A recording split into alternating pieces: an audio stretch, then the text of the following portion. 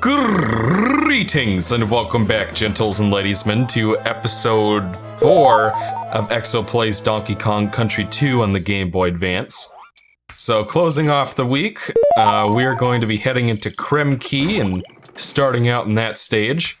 And I just realized I'm playing in the OBS preview window, which I don't want to do because there's probably lag, and I find that I get more frame drops when I do that, so that's not what we want. We want to keep this standard of 60 FPS footage going. Alright, so you can see that crocodile over there actually has a camera on it, and that's how you're meant to get over here. I find usually when I play this, especially in the other version where there's no scrapbook photo to get, you can use one of the barrel cannons overhead to get over that way. Alright, so we got Rambi here, and there is a thing that we need to break open with Rambi, so we're going to be needing to hold on to him throughout the stage. Those enemies are called cloaks.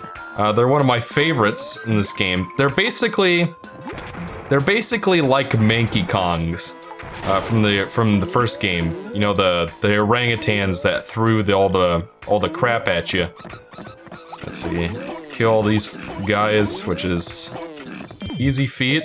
We get ourselves a DK coin, so it wasn't actually a bonus room, it was a DK coin, but same difference. You need to hold on to him until that point in the stage, so if he gets hit or you miss a jump, that could spell disaster. So grab this and kill the cloak with it, and you'll uncover Cannonball. It's one of the more involved bonus rooms to get into in this game, but so here you can either use the Cannonball to kill these flitters, or you can use your team up move. Either one will do the trick, but obviously you're only going to be able to kill that zinger with the Cannonball, which is spelt with a K, by the way, just so that there's no confusion. I love their evil laughs so much. There is a stage in Donkey Kong Country 3 on the Game Boy Advance, which was the version I played first, called Crack Shot Croc. And the gimmick of that stage is that there's this sniper who's trying to shoot at you from offside the stage, and there's this reticle that's trying to aim at you and shoot you with a fireball. And in the original, it would just try to shoot at you like normal, and it would make, you know, like mechanical kind of sounds. But in the remake on Game Boy Advance, they add in the evil cloak laugh. So it's like every time the sniper shoots a ball or a fireball at you, it goes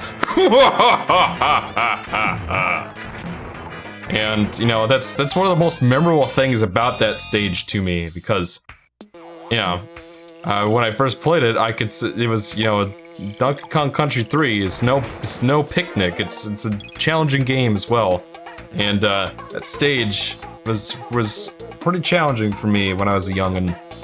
And that laugh was ingrained into my brain for the rest of my life because of that.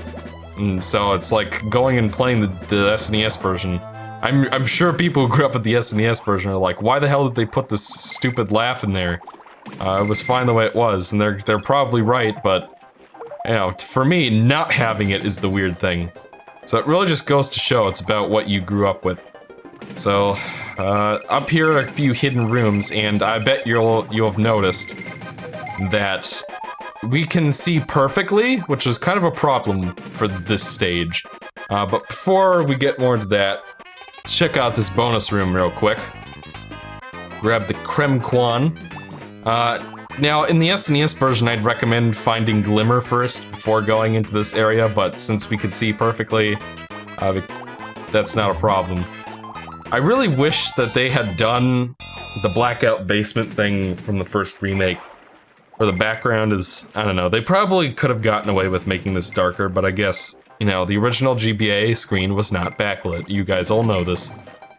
But once we get down here, we will come across our buddy. This is Glimmer, the anglerfish, I think? And Glimmer is basically like Squawks from Torchlight Trouble in Donkey Kong Country 1. In the original, this level is much darker, and it is much harder to see. Like, you could still get around it, but it is much darker in much lower contrast than this. So when you play it, you do need Glimmer to actually see what you're doing, but because the remake was built for a screen that was not backlit, oh, there you go. That's the problem you run into. That was kind of like a damned if they did and damned if they didn't kind of situation, and I died. If they left it the way it was, then people would complain that was hard to play, especially if they were playing it in an original model GBA. But because they changed it, that it kind of, you know, goes against the entire gimmick of the stage. Like, I find this pretty minor in the grand scheme of things. I don't feel like, you know, the way that the original handled it was really that interesting of a gimmick, personally. It's not like you play it and it's just like, oh, this is such an interesting challenge to have to use this. Because, you know, for the most part, you could still pretty much see what you were doing anyway, even though it was darker. Glimmer was more useful, but the gimmick still didn't really connect all that well, so it's like, I don't really care that much at the end of the day, but, you know, I understand. It's a legitimate complaint for this version.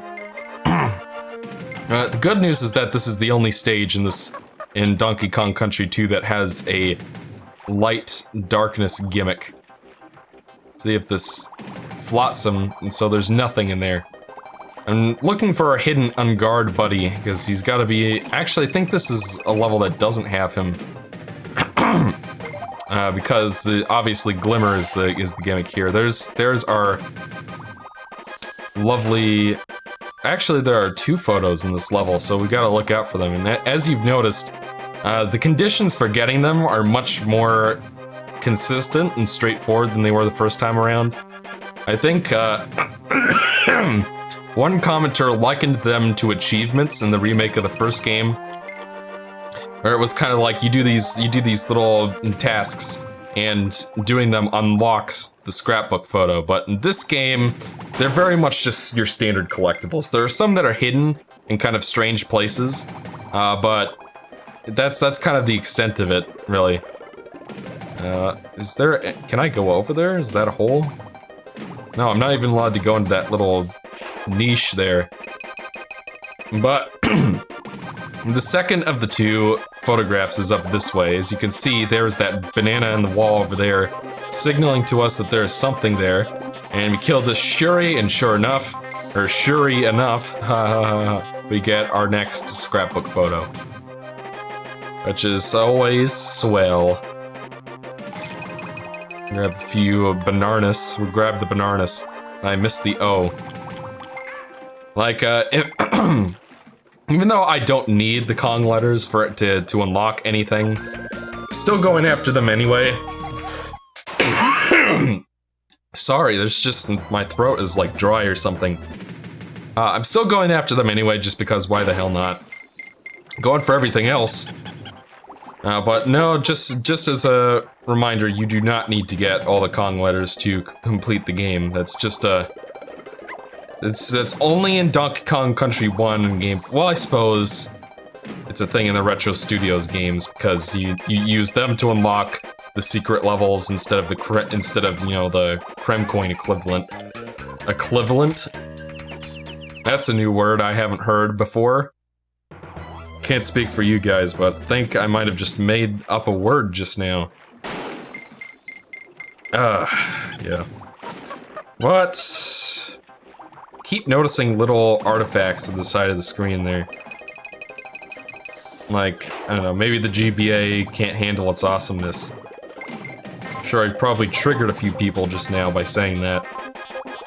I don't know, most of the people who have been watching who have watched the first Donkey Kong Country GBA playthrough anyway, have been people who are fans of this version much like I am. And cause I don't know, I guess I was right in saying that not as many people play these versions, because, yeah. My guess is that more people from my generation played these versions of the games. Okay, listen, game. Glimmer's Galleon is an easy stage. Do not let this gameplay fool you, my friends. But I digress. Let's see if I can actually finish the stage this time. Still find it really cool that they were able to... Because I'm pretty sure those are 3D planes in the background. I'm pretty sure that's not line scrolling or whatever it's called. Maybe it is. It looks like a 3D plane, which is pretty cool. I have since learned that there were actually plenty of... There are at least a few GBA games that have like 3D in them. Like Sonic Battle, for example, has 3D in it. Like, there are only like a few stages that they reuse a bunch of times, but it's not like complicated 3D. It's like mostly a flat plane with a few cubes on it, you know? Is there anything else down here? No. Well, that Shuri is out for blood. Let's see, I believe I already retrieved the golden feather for the stage, so and we already got those 2 scrapbook photos. So all we've got left, it seems, is the bonus room, which is hidden kind of pretty well. This area is kind of like a little miniature maze, but down at the bottom, if you keep heading downwards, you will find the second bonus room in this level. And, yeah. Let's see where we're going. Yeah, lots of dead ends here. I'm sure this is more interesting. Like I said, it's been a while since I played either version of this game. I'm sure this maze is more interesting when Glimmer is your only way to see. Or nominally is, that would be the idea, but yeah. We're almost done this stage, ladies and gentlemen. We just gotta get through this last chunk of level design here. And you might have noticed that there was some lag there. And that's actually something that is a problem with this particular game in the trilogy on Game Boy Advance. Not a huge, consistent problem. Occasionally there will be some slowdown or lag, and yeah. There's one level in particular where it gets pretty bad, and, you know, obviously I'll point that out when we get to it, but yeah, that was Glimmer's Galleon. We're done this stage, and now that we are, we can head over to Kong College and see if Wrinkly's got any advice for us. I hope you're better behaved than those naughty reptiles. Why, I even caught one sharpening his sword in class yesterday. Jump in these to transform into the animal shown on the side of the barrel. If you hold the jump button down while jumping on an enemy, you will bounce higher and further than normal. There are 3 types. Red is worth 1 life, green is worth 2 lives, and the rare blue balloon is worth 3 lives. Yeah, so these are all things you guys know. Press the R button to power him up, then release it to activate his super jump. Use this to access normally unreachable areas. A very large coin with DK on it. Each level has one, cunningly hidden by Cranky. Collect these to increase your status as a video game hero. When Cudgel lands, he'll shake the screen and immobilize you. Be careful! Let's see if we've completed any pages. Nope. We're gonna head on out now. By the way, you should probably pay attention to what's going on. Pay attention to the layout of Wrinkly's Kong College, because that'll come up in a quiz question later. This will be on the exam. Oh, flight's cleared, dudes. Choose and cruise. Back again? This mission is quite tricky.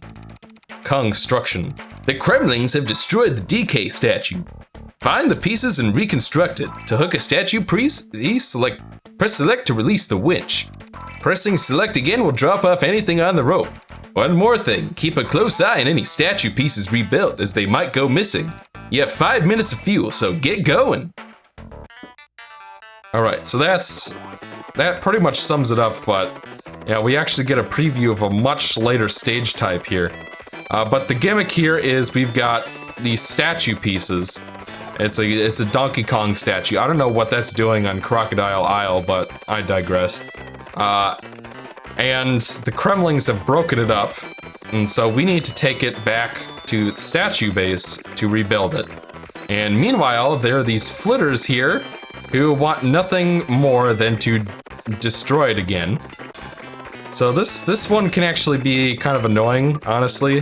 Like I don't know, we'll probably still finish it faster than the next than the previous mission, which took me like a million tries for some reason. Let's winch this fucker back up over here. I find that as long as you're moving the camera away from it, they won't steal anything in the meanwhile, so if you work quickly, you should be alright. Grab this arm over here and drag it back down. And now we just gotta find the head, which is right here. Wow. This is going much faster than when I did it in my practice playthrough, but I guess the flitters don't kill you instantly like some of the other enemies in this game. Except when they do, because there's a later mission where they do. I don't know, whatever. We're done this mission.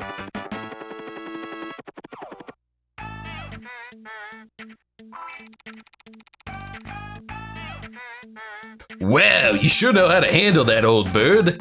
Here's your reward.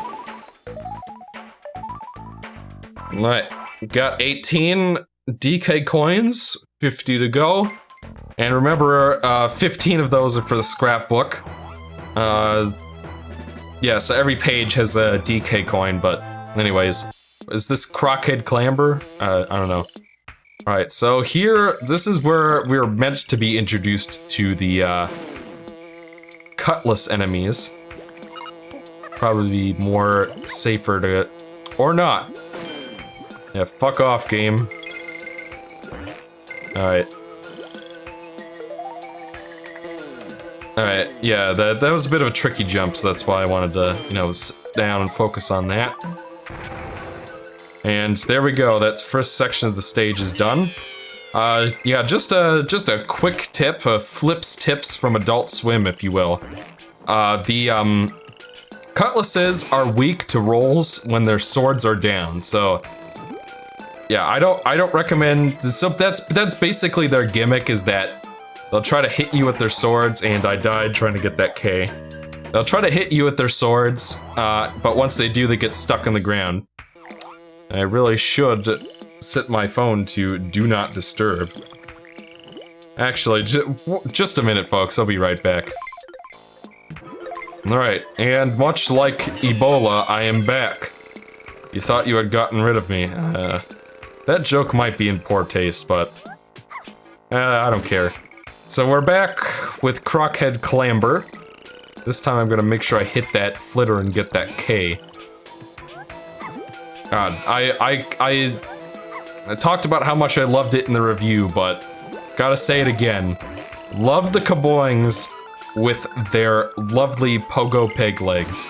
It is one of my favorite things in this game, is the idea that there exists a pirate-themed jumping enemy that has telescopic pogo peg legs. It's great. It's so creative. I'm trying to make sure those crockheads, you know, obviously are a bit of a tricky wicket, as the Brits would say. Bit of a sticky wicket. I think that's Professor Colorado says that in Paper Mario, which I just realized I'll probably end up playing again for this channel. And you know, after the disastrous run on Game Mavericks with my brother, I don't know. But I do love that game a lot. It is probably one of my top 10 favorite games, Paper Mario 1, so... I don't know, I wouldn't have a problem with doing another playthrough, especially since most of you probably haven't seen the other one. But I digress. So obviously our gimmick here is that... oh, we're not getting the Kong letters in the stage, and we nearly died, but we didn't. Quick tip for clingers, which is what those guys are called. If you land on their heads, off the side of the rope, or whatever it is they're... actually, it looks like you could... all that matters is that your hitbox is on top of them. But they can be tricky to jump on, because if you're like climbing the rope when you touch them, usually you get hurt, so... but we've still got Trixie Kong here, as one of the mistaken names in the Swanky quiz calls her. And she is much better suited to jumping around in these swamp levels. So we're all set, fam, we're all good. Let's see, and we're all done with that level. Let's go chat up Cranky Kong real quick. I'd have never been kidnapped in my day, not like that fat fool donkey. I reckon you should spend all your coins here. And why don't we do just that? Find the only crockhead stepping stone and you'll find your buddy Ramby. So that was earlier in the part, you guys probably remember that. With only the dragonflies left, I'm sure you'll be alright. When nearing the top, the ability to walk on water reveals all. That's actually a pretty good hint. It might be dark and spooky, but don't let it get you down immediately. That's a hint to go up at the start of the stage. Let's see. Are you up to it at the start? After 4 spinning barrels, all that's left is left itself. We'll power up our espresso real quick.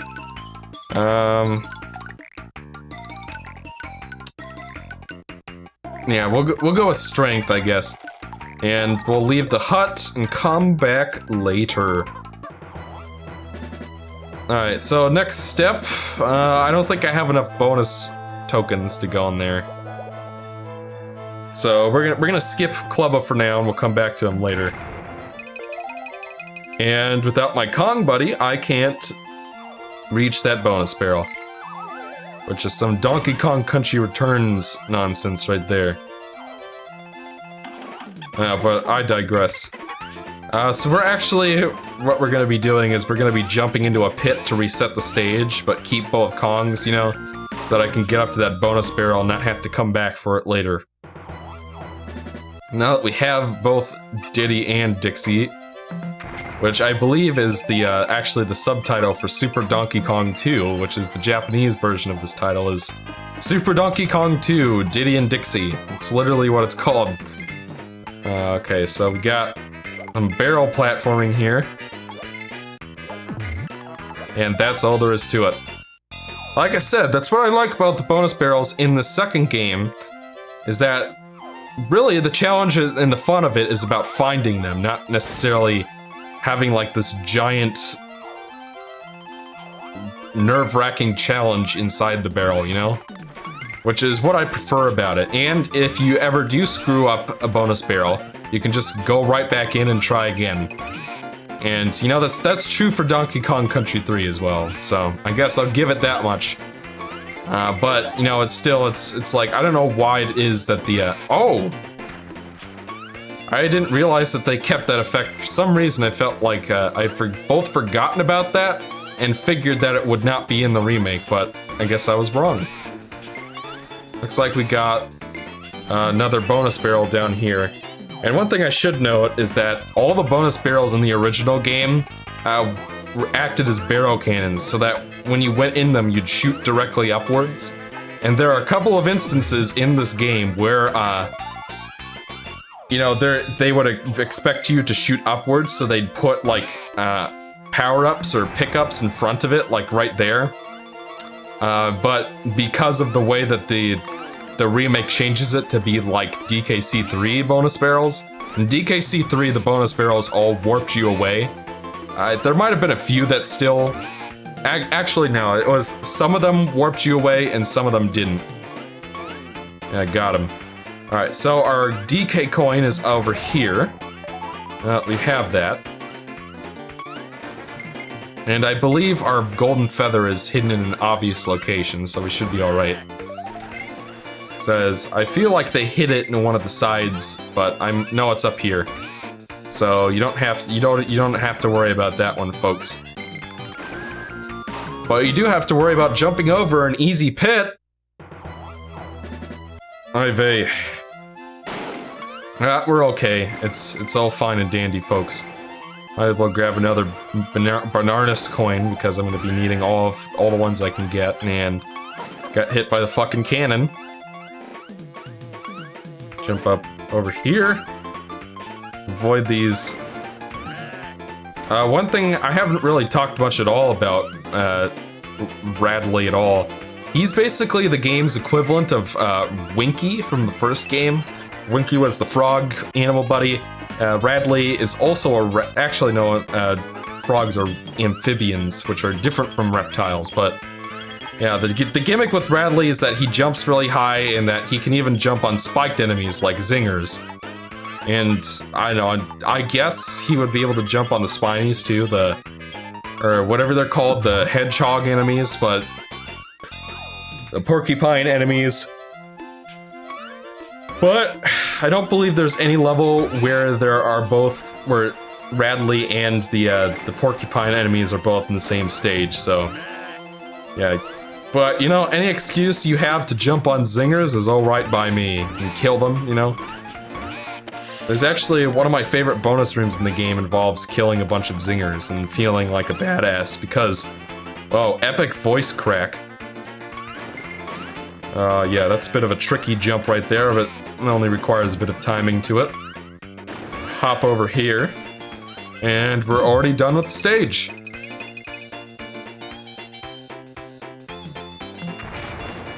And with some good timing, you can snag yourself another balloon. Now, as you can see, we're 3 worlds in, and I have not maxed out the lives counter yet. And that just goes to show you how much of a difference it makes to not have those stupid animal bonuses in the game. But I digest, as the WBG would say. Arr! 'Tis the flea-ridden gorillas again. Pay the toll, or ye'll suffer a plenty, I promise ye. So, as you can see, the firebug minigame is back. Wait, did he just say clubbering time? That's kind of a cute little reference there. Alright, so, well, I don't know, we'll see if this is any different in this world. I don't think it will be. Maybe Clubba maybe his AI gets a little more aggressive? Like I said, the only penalty for him hitting you is you lose a few fireflies. I just heard a invincibility barrel show up, so... Which allows you to, you know... Like, there's really nothing to this minigame. You don't really get much... It's not like you get a whole bunch of lives for doing it or anything, it's just something that... That was close. Oh, and this is another one of those cases where you can tell which models were created for the original game and which ones were created for this remake. Like, you can tell that Clubba's and Dixie's model here are something that they created for this version, because the colors are different. There's more dithering in the original sprite work, but I digress. You scurvy dogs, take this as your reward. And it wasn't until I saw him from that angle that I realized that he has an eye patch. I've played this game how many times, and I never noticed that. But that's... oh, I almost forgot. Actually, we'll save that for next time, fellas. Get lost, landlubbers! That's all the time we have for today, folks. Join me next time in part 5, and we'll hopefully finish off Krem Quay, but... you know, anything's possible. So until next time, I'm Exio, and yeah.